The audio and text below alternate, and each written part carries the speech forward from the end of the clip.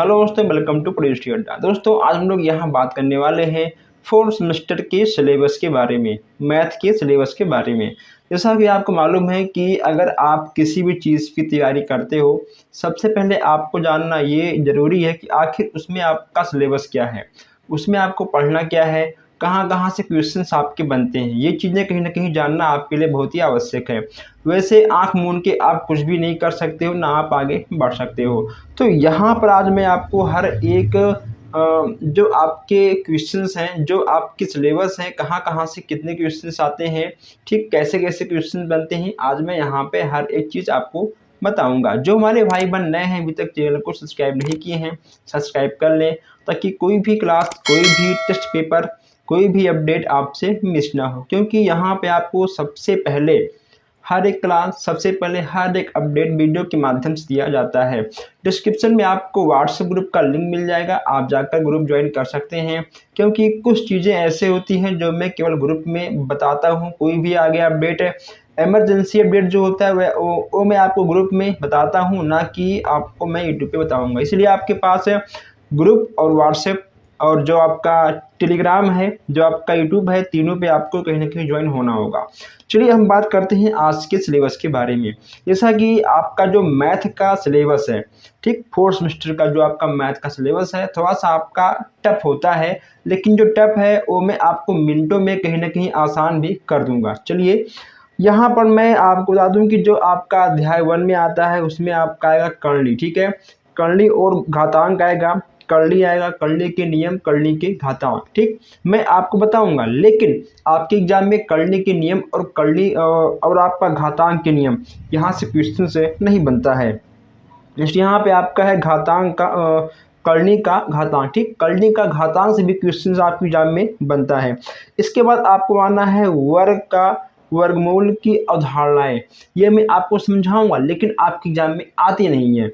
वर्ग और वर्गमूल, घन और घनमूल, ये आपके एग्जाम में आएगा, ठीक, क्वेश्चंस आपके बनेंगे। जो अवधारणाएं हैं वो मैं आपको समझाऊंगा, लेकिन अवधारणाएं आपके एग्जाम में नहीं आती हैं। क्लियर? जैसे यहाँ पे आपका है परिचय। परिचय मैं आपको दूंगा घन घनमूल की, ठीक है, कर्ली घातांक के, लेकिन परिचय आपके एग्जाम में नहीं आएगा। इसके बाद आपका जाएगा गुणनखंड विधि। जो आपके वर्ग वर्गमूल होते हैं, गुणनखंड विधि, भाग विधि, आप दोनों कहीं ना कहीं आप दो विधि से उसको सॉल्व कर सकते हो। तो मैं आपको वर्गमूल वर्गमूल वर्ग विधि, ठीक है, भाग विधि, दोनों में आपको बताऊंगा। जैसे यहाँ पे आपका जाएगा दशमलव संख्या के वर्गमूल। मैं आपको दशमलव संख्या के वर्गमूल भी बताऊंगा, ठीक है। जो आपके गुणनखंड होते हैं, भाग करने के लिए भी आते हैं, जोड़ने के लिए आते हैं, गुणा करने के लिए आते हैं, ठीक है। मैं हर एक चीज़ यहाँ पे मैं आपको बताऊंगा। उसके बाद आपका घन आ जाएगा, वर्ग के बाद आपका घन आता है, ठीक है। कहीं ना कहीं आपके जो घनमूल आपके एग्जाम में ज्ञात करने के लिए आएगा, बस, और कहीं से भी आपका कोई क्वेश्चन नहीं बनेगा, ठीक। घनमूल आपको ज्ञात करना, कैसे ज्ञात करना है, ये चीज़ आपको सीखना है। इसके बाद आपका जो अध्याय 2 है, उसमें आपका आएगा प्रायिकता। 2 नंबर कन्फर्म है। प्रायिकता में आपको ऐसे समझाऊंगा ना कि आप सेकंडों में क्वेश्चंस को सॉल्व करोगे। प्रायिकता में देखिए, प्रायिकता से क्वेश्चंस आपके कहाँ से बनते हैं, एक पासा और एक सिक्का, हेड टेल, ठीक। सिक्के में क्या होता है, हेड टेल होता है। पासे में क्या होता है, 1 से लेकर 6 तक गिनती होती है। पूछेगा एग्जाम में आपसे कि पासे में कितनी संभावनाएं होती हैं। पासे में आपकी 6 संभावनाएं बनती हैं। कैसे? क्योंकि 1 से लेकर 6 तक आपकी उसमें गिनती होती है। जब आप पासे को फेंकोगे, जब पासा गिरेगा, तो उस पर आपका 1 भी आ सकता है, 2 भी आ सकता है, 3, 4, 5, 6 आ सकता है, ठीक। कुछ भी आ सकता है, मतलब कुछ भी संभावनाएं बनती हैं आपकी, ठीक है। कुछ भी संभावनाएं आपकी बन जाती हैं, इसलिए उसमें 6 संभावनाएं आपको देखने को मिल जाता है। अब जो आपका सिक्का होता है, जब आप सिक्के को उछालते हो, उसमें केवल 2 संभावनाएं बनती हैं, ठीक, हेड टेल, ठीक है। उसमें केवल आपकी 2 संभावनाएं बनेंगी, सिक्के में और पासे में आपके 6 संभावनाएं बनती हैं।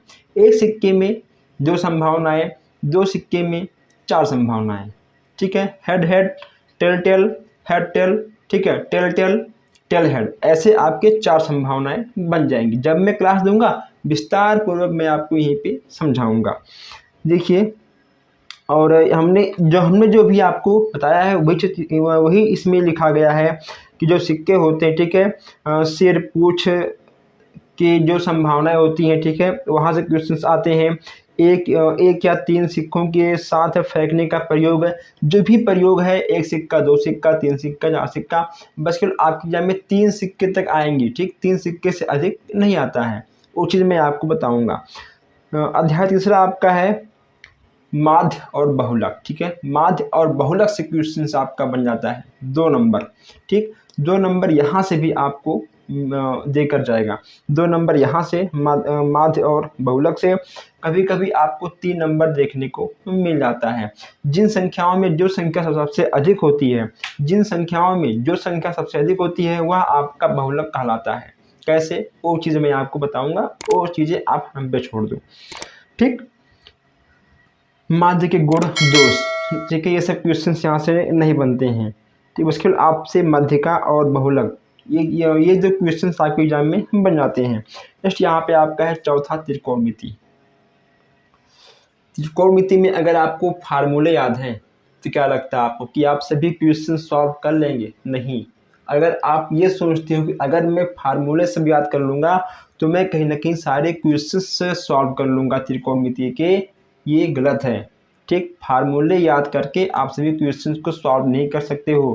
पहले आपको फार्मूला याद होना चाहिए, फार्मूले का यूज़ कहाँ होता है, कैसे होता है, किस क्वेश्चन में कौन सा फार्मूला आपको यूज़ करना है, और फार्मूले कैसे यूज़ करते हैं, कहाँ पे कौन सा फार्मूला लगेगा, ये जानकारी होना आपको आवश्यक है। और ये चीज़ मैं आपको आधे घंटे में सिखा दूंगा, ठीक है। आधे घंटे में मैं आपको सिखाऊंगा कि जो त्रिकोणमिति का फार्मूला है आपको कैसे याद करना है, ठीक है। याद कैसे करना है वो मैं आपको बताऊंगा 10 मिनट में। 20 मिनट में किसका लूँगा कि किस क्वेश्चन में आपको कौन सा फार्मूला रखना है और कैसे रखना है, ठीक। कैसे आप कहीं ना कहीं जान पाओगे कि हम किस फार्मूले को कहाँ पे और कैसे रखें। क्लियर, ये चीज़ जानना बहुत ही आवश्यक है। जो आपके 30 अंश के अनुपात हैं, 45, ठीक है, 90 अंश के अनुपात हैं, इन सब चीज़ों को हम लोग कैसे सॉल्व करेंगे और इनमें कौन सा फार्मूला आपका लगने वाला है, इसके बारे में भी हम आपको बताएंगे, ठीक है। नेक्स्ट आपका लंब है, ठीक है, लंब, वृत्तीय, बेलन, शंकु, आयतन, ठीक है, ये चीज़ें कहीं ना कहीं हैं। और अगर मैं आपको ऐसे बताऊंगा एक एक करके तो काफ़ी लंबी वीडियो बन जाएगी, हम नहीं चाहते हैं कि आपका टाइम खराब हो, ठीक है। तो जो भी आपके 4th सेमेस्टर के सिलेबस हैं मैथ के, यहाँ पे आपको दिख रहा है, ठीक है, आप इसका स्क्रीनशॉट खींच सकते हैं। जो भी हमारे भाई बहन अभी 4th सेमेस्टर में हैं, ठीक है, कहीं ना कहीं उनके लिए सिलेबस के बारे में जानकारी होना बहुत ही आवश्यक है। तो कहीं ना कहीं जो मैं आपको यहाँ पर दिखाया हूँ, बताया हूँ, हर एक स्टेप बाय स्टेप मैं आपको बताऊँगा। फार्मूले आप लोग याद कर लीजिए आज से, और अभी से जो कुछ आपको याद नहीं होगा वो आप हम पे छोड़ दो, वो मैं आपको कुछ मिनटों में कैसे याद करते हैं, ठीक है, हमने कैसे याद किया था, सबसे बड़ी बात यह है कि हमने कैसे याद किया था वो मैं आपको बताऊँगा क्लास टाइम पर, कि कौन से फार्मूले आपको कैसे याद करने हैं, हमने कैसे याद किया था। अगर आपके अभी कोई शंका शिकायत है, डिस्क्रिप्शन में आपको व्हाट्सएप ग्रुप का लिंक मिल जाएगा, आप जाकर वहाँ ज्वाइन हो सकते हैं। व्हाट्सएप पर मुझे व्हाट्सएप करके आप मुझे पूछ सकते हैं। आप चाहो तो आप कमेंट बॉक्स में भी हमसे जानकारी ले सकते हैं, क्वेश्चंस आंसर कर सकते हैं। जो हमारे भाई बहन नए हैं, अभी तक चैनल को सब्सक्राइब नहीं किए हैं, सब्सक्राइब कर लें ताकि कोई भी अपडेट आपसे मिस ना हो, ठीक है। फिर आप लोग सब्सक्राइब, लाइक्स और कमेंट करते रहिएगा। हम मिलते हैं आपसे बहुत जल्द ही नए क्लास में, नए वीडियो में। धन्यवाद।